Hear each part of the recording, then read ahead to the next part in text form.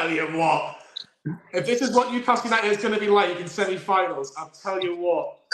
I kind of get used to this. It is finished in St Mary's. Southampton 0, Newcastle United 1.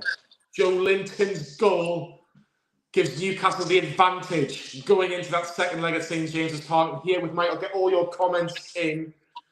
Oh my God. Michael, 1-0 up, got the advantage. Job not done, but a massive, massive bonus. I'm sat here and I can feel my heart rate going up. It's just like, it's outrageous just to be in this position, you know what I mean? Like, 18 years ago, I was at that semi-final in the Millennium Stadium and, you know, obviously couldn't get there tonight, but man, a big win. It should have been 3 or 4, but I would have taken a draw tonight and take it back to St James's in all honesty. But I'm going to say 1 foot in the final. Is it 1 foot in the final? Because Southampton had chances. Look, we'll talk about Adam Armstrong's disallowed goal later, Michael, but Southampton, for me, causes a lot of issues for 20 minutes in that second half. It was really, really difficult at times, but look, we held on and that's all that matters. Yeah, no, I mean, like, if you look at it, especially the first 20 minutes of that second half, they absolutely went hell for leather, and we looked like tired. We looked like we were run ragged, and they pressed. They have a game plan, and they executed it pretty damn well. But you've just got to think, taking it back to St James's, you've just got to. If we took even one more of our opportunities tonight, would be. No, I'm not saying home and dry, but you know, hopefully that happens at St James's next Tuesday, and hopefully we're in a final come the end of Tuesday night. Look, Newcastle had plenty of chances. Get your comments in. We'll get as many comments in as possible. But Michael, were you happy with the starting 11? I thought Isak was going to start. I think Wilson's looked off it for the last couple of games, and you know it's kind of a prime opportunity to kind of get him a full 90 or something close to it. But you can't, as much as I'm saying that, you can't argue with Wilson starting, can you? Really? He's our number 9. Oh, he is our number 9. He really, really is. But Isak made a difference when he came on. But Newcastle had 2 big opportunities. Joelinton with the first one. He's got to score, Michael. That first one where he's literally, you can take a touch, put it back on your right foot. I look at it and I'm thinking, have you started putting Sean Longstaff's boots on? Because that seems to be the start of most games now, of Sean getting a chance. But he's got to take a touch and at least get it on target. But you know, that's kind of the story of the entire game, wasn't it? Missed opportunities, glaring misses, not taking those chances. Michael, 15 opportunities, but like I say, we're talking about Joe Willock having the best chance. We had plenty of chances. We were in really good positions in the match as well. But let's talk about that big moment in the first half. Willock in the box, right-footed shot, saved by Bazzuno, bit of a mess, bit of a scramble, comes out with Joelinton. In my opinion, chests it and then puts it in the net. Is it a handball? Is it not a handball? What do you think?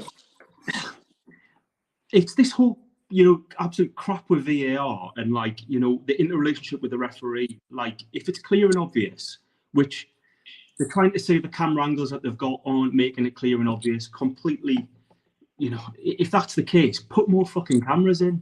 You know what I mean? Like, get more cameras in so that we can see it bloody clearly. But even there's like 3 or 4 angles where it clearly just comes off his chest.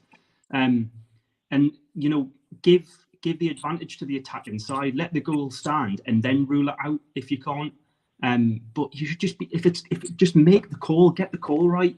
I just can't understand, like Shay Given was saying, and like, you know, Salez at halftime on Sky Sports, how that wasn't given or overturned from Stuart Atwell is just beyond me. Is there any doubt in that decision? Because for me, I've heard some Southampton fans on Twitter saying it's a bit like cricket. It's a bit like umpire's call. You can't determine whether it is a handball or whether it's not. So whatever the referee gives on pitch should stick. Do you agree or disagree with that? Just get the call. Like, if you reverse the decision and we put it, you know, say we're in Southampton's shoes, you'd be calling for that to be disallowed every day of the week. But you look at, there's one clear angle from behind the goal to the right where it just doesn't hit his arm, and it from my perspective, what it looks like VAR has done is not showing the full range of camera angles again. We don't know that fully for certain, but it doesn't look like they have. And you see that one, and it's blatant. It's blatantly not a handball. Yeah, it's not. Michael, do us a favour, just refresh yourself, come back in and out, and I'll bring you back in just with something with the mic. But I think it'll be fine. But if you just refresh yourself, and I'll just get a few of your comments in just while Michael's coming in and out. Isak made the difference. We're talking about him in a second, Colin. He did make the difference. He really, really did. He was absolutely phenomenal. Mike says, well, I'm happy with the win, but can't understand how Joelinton's goal was chalked off for handball, but never handball. You agree with Michael, Mike, and I'll get Michael back in now. Michael, can you hear me? I can hear you. Is that any better? Perfect. That's what I want to hear. That's the noise I want to hear as well. Michael says this: we don't score that goal if Wilson is still on the pitch and Isak on the bench. Isak is finding the spaces to be involved. Wilson simply is not right now. Clear to me who should be starting games. Look, we'll talk about Isak very, very shortly. The first half as well. Nick Pope's barely had anything to do apart from take out Gineppo. Now, defence was pretty solid, but I have to say, we gave the ball away so much. I can see Bruno and Nick Pope, and Bruno got man of the match, and I don't know how, if I'm honest. I don't think it was Bruno's best game. He had moments where he was excellent, but he gave the ball away so many times, and he wasn't the only one, by the way. I'll come back to it. I would reverse it. I don't think keepers get enough credit, and I think Nick Pope kept us in it at times. Absolutely did. Second half, but Bruno was guilty of it as well. He kept giving the ball away. I don't know what he tries to do. He's very good in tight spaces, but he kept giving the ball away. Longstaff was the same. We were just sloppy. Whether it be at the back, building through midfield or whatever, it was just poor. And they counted. I'm not saying they had a high press, but they were straight on the front foot. And it caused us a lot of issues tonight. And with a better side, we would have potentially struggled there at some points, but thankfully we didn't. Thankfully, we didn't. Second half started. Newcastle had two amazing opportunities, really, really big opportunities. The best one of the match before Joelinton got the goal was Joelinton himself. It was, I can't explain how he's missed it. I really don't know how he's missed it. But Miggy Almiron, give him some credit, because Salisa and Miggy had a really good battle at times. But Miggy on his left foot in the box, rolls it on a play for Joelinton. You're thinking, come on, Joe, left-footed, in the net. It's harder to miss than score. You're going to make it 1-0. And it went over the crossbar, Michael. Can you explain it? No, I can't. And I mean, the only thing I can take is from what Don Goodman said on Sky Sports on the commentary, which was he's probably thought it's going in. Like, it's just such a glorious opportunity that it's just, it's going in. And he puts in a row flipping Z, doesn't he? You can't explain it. But this has kind of been a track over a few games now, since probably the Leeds game on New Year's Eve, where we've had umpteen opportunities and we've not been taking them. It was Palace at the weekend, exactly the same against Fulham. So it's a little bit of a track and a theme over the last few games, and it needs to change, I'd argue, and quite quickly if we want to stay where we are in the league too. You can just see on your screen, Michael, Jacob Murphy, I think, was just saying to Select bye-bye, because you're not coming to Newcastle next week. Well, actually, no, he will be, because he'll be suspended for the Blackpool FA Cup game, so he will be at Newcastle next week. He will be. Fordy's friend in the channel says, Johnny, we are going to Wembley. Not yet. There's still some work to do. But look, we've got a big advantage. It's 6 a.m. where I live. Thankfully, I can sleep a bit easily. Hope we get the job done. I'm not completely confident considering how cool we are, but for now, I'll take the W. Michael Alexander Isak came on, and so did Alan Saint-Maximin. Is it safe to say they completely changed the game? It did, and I think I put on Twitter in about 25 minutes into the first half that it was crying out for Alexander Isak. Just something more dynamic up front, somebody who could, he's got an unbelievable turn of pace. And you saw that for the goal, the drop of the shoulder. He did. I forget who was playing left back. Was it? No, it wasn't Lianco. It was whoever. Anyway, he does them for all of the money, and he completely changed the game. Maxi did to an extent as well, but just Isak. He's a weird he's like a little gazelle or something hopping around the pitch. That's the perfect description. Perfect description. But he did. He changed the game completely, and that ball across for Joelinton was just class. It really was. Look, let's talk about the goal in a bit more detail, Michael. A massive moment. A massive, massive moment. And Alexander Isak, from out of nowhere, really, because the space, I'm just watching the goal now, it's just perfect timing, by the way, Sky Sports, so I do appreciate it. Fabian Schär brings the ball forward, and it comes into a space where you don't think Isak can really do anything. But he literally takes the defender at Portsmouth, drives it in the box, rolls it on a plate for Joelinton. And I give Joelinton credit because he anticipates it. He anticipates the run. And I think that's what, honestly, they're just highlighting him now. No Southampton player is anywhere near him. They're not really looking, to be fair. But just at the right time, burst of pace, Isak lays it on a plate, and it's 1-0 Newcastle. And at that point, Michael, you're thinking, just what we needed. Just what we needed. And, you're thinking, hopefully this is the cliff edge. This is where we're going to start scoring 2 and 3 again. And, as I was saying before, we had those glaring opportunities. And it didn't exactly turn out that way, did it?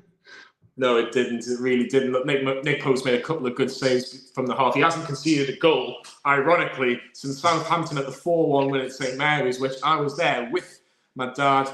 We've got family down in Southampton, so it's a bit of a personal one as well. It was brilliant to get the win at St Mary's in late November. I was going to say early November. It was early November.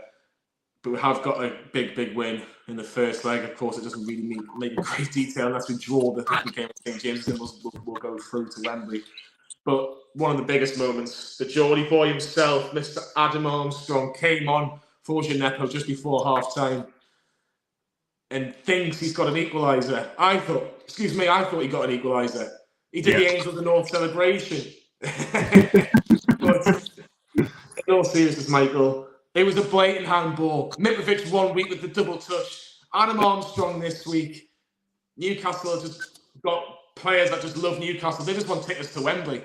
I don't know if Nick Pope's living some sort of blessed life or what he's done to get this kind of retrain of form, but is he ever going to concede a goal again, like a legitimate one? Because what a bloke. But yeah, no, it was a blatant handball. If you look at VAR was against us in the first half. It absolutely did us, it balanced out in the second because without Adam Armstrong's deflection off his hand, that ball isn't on track to go in that bottom corner.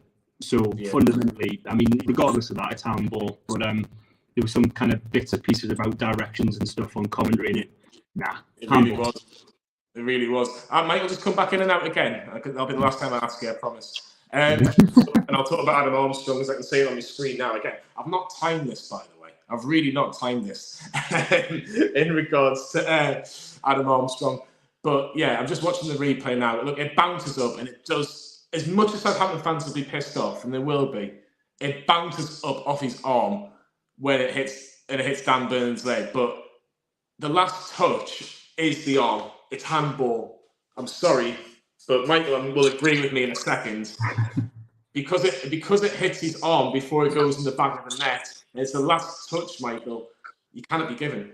No, it like I say, it was without that intervention from Adam Armstrong's arm, it's not going in the back of the net. So it just has to be handball.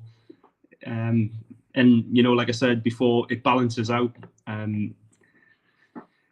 Even though we should have had that goal in the first half, but anyway, we'll mull over that. We've won. We're in a cracking position to be in. That's the first semi-final goal we've scored since Joel Amiobi at bloody Millennium Stadium in Cardiff. You were there, weren't you? I lost my voice and I lost it for a week afterwards. I was 11-year-old, so not quite 11 anymore. But there you go, showing my age. You certainly are. Look, Alan Saint-Maximin was an absolute threat all night. He really, really was to Newcastle. And for me, he changed the game along with Isak, and we'll talk about it if they should start next week. But Southampton go down to 10 men, and that was when you kind of knew Newcastle were going to be okay for the first leg. You kind of knew that they were going to take a goal, lead back to St James's next Tuesday, Michael. It was brilliant from Saint-Maximin. Oh, I mean, he's just got this ability to lure in defenders, doesn't he? And commit them to him and make a foul and draw a foul, and it was a blatant second yellow like every day of the week. You can't have any complaints. But it was just starting to get a bit feisty at the end there as well, and there were a few dodgy tackles, and Lianco putting one in on Bruno on the floor, and but all around it, Maxi and Isak were just stretching the game for us, and did a cracking job of just seeing it out, really. Yeah, they really did. Look, Bruno's just been on Sky with Nick Pope, and Bruno said Nick Pope was the best keeper in the world. Newcastle just put a tweet out saying 10 clean sheets in a row for Nick Pope. That is absolutely unbelievable. One of the signings of the season, if not, I would say Haaland's probably the signing of the season for Manchester City, but unbelievable. 10 million quid, Greeny. 10 million quid for him, and he's just galvanised, along with Trippier, Burn, Botman, and the partnership we share. Nick Pope is the way he claims the ball for crosses from corners. He did it tonight as well. He's just outstanding. Bruno got man of the match, but absolutely, I cannot look past Nick Pope because he kept us in it for those first 20, 25 minutes for the second half. I don't think any outfielder other than Isak and Maxi coming on really did, much to like warrant anything. But he's just class. He is awesome. He is awesome. He is absolutely outstanding. Look, for me, in terms of man of the match, Michael, I know Bruno was given man of the match. He wasn't my personal man of the match. I thought Fabian Schär had a good game. I have to be honest, I thought Isak was unbelievable when he came on. And I think if you don't have Isak on the pitch, you don't get a goal. And I think he deserves an honourable mention. Nick Pope, again, outstanding. Do you know what? Because of the significance of that goal, I'm giving my man of the match to Alexander Isak. And I know it's probably a little bit unfair because it was only in for about half an hour, 25 minutes. But we don't score that goal. We do not score that goal. Changed the game completely, and it got us what we needed to go into that second leg. So, I'd be happy to go with that. I'd push forward Nick Pope. Keepers don't get an honourable mention anymore, Greeny. Back in the old days, people are growing up for colour coats, but and City Juniors. But I like either or. Second leg next Tuesday is going to be unbelievable. You'd like to think. Newcastle take that 1-goal lead to St James's Park next week. Isak and ASM, do they have to start? I mean, on the evidence of tonight, it's more of the same from Wilson, and it's not. He just looks a bit tired. There was some stuff came out midweek that he's not trained. I'd start Isak. I'd go for it. I'd absolutely throw everything at it and just try and kill the game off as early as you can. And some of that's down to taking chances, but I'd start Isak, and you know what? I'd probably put Maxi on. I'd probably go with. I don't think Almiron's been all of what he was pre-World Cup, obviously since the turn of the year. I'd probably put Maxi on. I'd have Joelinton up top as well, and I'd play Isak through the middle. That's my. So what would be your 11? Sorry, the same back four and goalkeeper. I think that's a shit. Yeah. But what midfield three, by the virtue that we've got nobody else to put in that midfield three. I'd have Willock, Bruno, and Longstaff, and I'd probably play Isak up top through the middle. I'd have Joelinton, and I'd have Maxi as well. Look, I think there's obviously going to be some debate for probably the next 7 days. I think it's going to be a long week. But this time next week, Newcastle could be going to Wembley and playing in a final against either Nottingham Forest or Manchester United. But anyhow, it was quite a reserved look at the end by Eddie Howe. You could tell it was just half time. It wasn't a case of, we've done the job. I think if it was maybe 3-0 Newcastle, I think that's kind of where you go, I think we've done it. I don't think Southampton are going to score 4 past us. But Eddie Howe's just about to speak now, and if people can tell us in the comments what he's saying on Sky Sports, let me know in the comments. That'll be greatly appreciated. But I can imagine it'll be job done now, but it's only half time, Michael. Yeah, no, I mean, I said like 1 foot at Wembley, but I take that with a pinch of salt, because if Southampton, they could come to St James's and just gun it. They've got absolutely nothing to lose now. They've got to come and put a performance in. Otherwise, they're going to get knocked out. And as much as I don't think that's going to happen because it's Fortress St James's, but it's a big game on Tuesday, and that's what I'm saying. We've just got to go for it. We do have to go for it. We just got to go for it. And Michael, you're going to hate me one more time. Come back in. Come back out. because something's happened. I think unless you got headphones, but it doesn't make a difference. We'll not have got long left. But no, Mike was perfectly saying that literally biggest. Is this the biggest game in Newcastle's recent history? This semi-final second leg. Let us know in the comments. Well, we've got talking about Eddie Howe in a second and going into that second leg. Get us your. I've seen a few people talking there. Miggy, Bruno, Joelinton. Miggy, Bruno, Joelinton in the middle, Isaac Wilson up top. Eddie needs to get them back onto the passing drills. Michael needs to get some headphones. Yeah. You can answer like 4 questions. It's perfect. And then there's one question that just goes beep, beep, beep, beep, beep, and you watch it back and you'll go, it's just weird.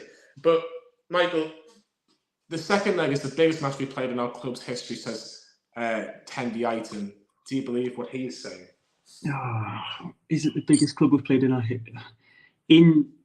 I'd argue there's some games and some fixtures last season that probably had more relevance just to keeping us where we are. There were some back in the early days of the 90s when we could have plummeted, out of, never mind the Premier League, it was out of the first division, going to the Premier League, and we wouldn't have been the club we became in the 90s. So in recent memory, under this ownership, and it possibly could lead us to the biggest game of our history, which is a final at Wembley in the League Cup. But it's an enormous fixture next Tuesday at St James's. It is a huge fixture. Bruno Guimaraes has been talking to Sky Sports, as we've mentioned. We controlled the game, but we missed big chances. It's just the first game now. We need to think about the next one. I'm proud of the team today. 1 goal is important. We could have scored more, but most important was to be 1 goal in front of Southampton. I want to thank Nick Pope. I think he's the best goalkeeper in the world. Let's keep it going. There's that 4 words there, Michael, sum up what Newcastle United need to do going in this second leg.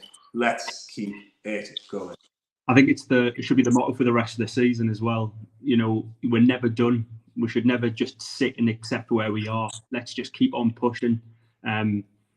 Like I say, kill the game off as early as possible next Tuesday. And, there's questions to be had around transfers and all that kind of stuff, and bringing some new, fresh legs into the squad as well. But we just need to keep pushing, upset the apple cart in the league as well. And, why can't we have top 4 and a trophy by the end of the season?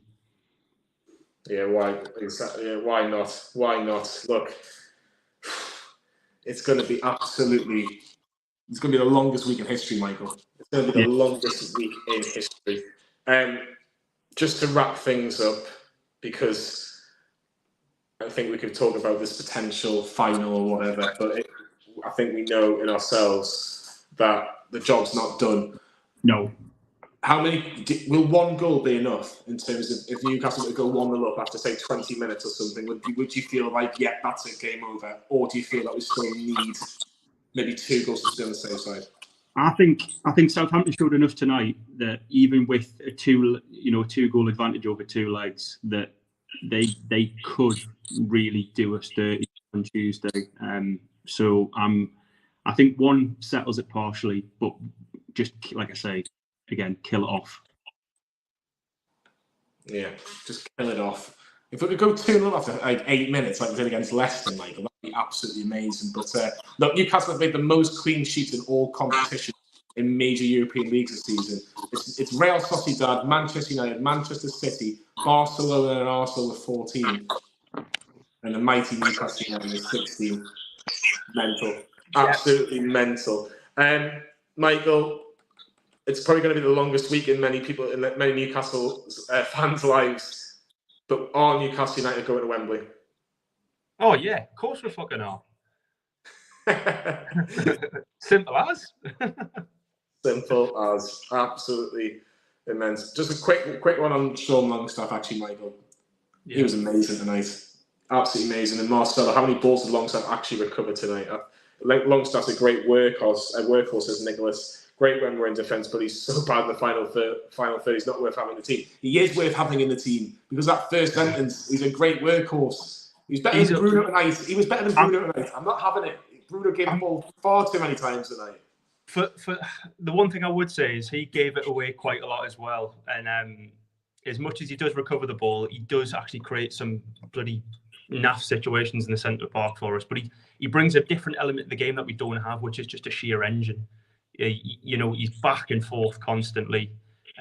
Willock has the stretch and runs and the legs for that, but he's got a different bit that Bruno doesn't have as well. And without him, I don't think it would work in that centre of the park, basically. So, yeah. Look, it's finished at St Mary's. Southampton 0, Newcastle United 1. I can see Shay Given. I can see Les Ferdinand. That makes me feel so much better. Look, it's going to be a huge, huge week. Get your comments in. Who was your man of the match? Are Newcastle United going to be going to Wembley? Are they going to Wembley to take either Nottingham Forest or Manchester United? By God, I hope so. I really, really do. But we'll see. This time next week, we'll know for sure if that's the case. Later on tonight, we've got a match reaction at the ground. Lee, Harry, Sam, and Josh are all at the game. I don't know who's doing what because they're probably too busy going, we might be going to Wembley. We might not be going to Wembley. Look, they'll be talking about Wembley. I'm sure they will be. But look, Newcastle United, and this week's going to be absolutely humongous. Like I said, we've got the match reaction live from St Mary's. We've also got the last word later on tonight. Lee will be there with the lads, getting us all the reaction. And then it's a build-up like you've never seen before. There's a video tomorrow night. There's a video on Thursday night. There's probably videos every single day, probably. Lee's probably going to tell me up because he doesn't know that for sure. But there will be so much to look forward to until the game next Tuesday at St James's Park. 8 o'clock kickoff at St James's on Tuesday. If you've got a ticket, congratulations. If you haven't got a ticket, Newcastle Fans TV is the perfect place to make sure if Newcastle United are going to be at Wembley. You will be the first people to tell you after Sky Sports. Forget about Sky Sports. Don't forget about Sky Sports because you might want to watch it on there if you haven't got a ticket. But after that, come to Newcastle Fans TV. Look, Michael, it's been an absolute pleasure. Really, really enjoyed it. Fingers crossed next week. Like and subscribe on the road to 40,000 subscribers. And if you can help in any small way, that would be greatly appreciated. We'll see you all in 7 days' time.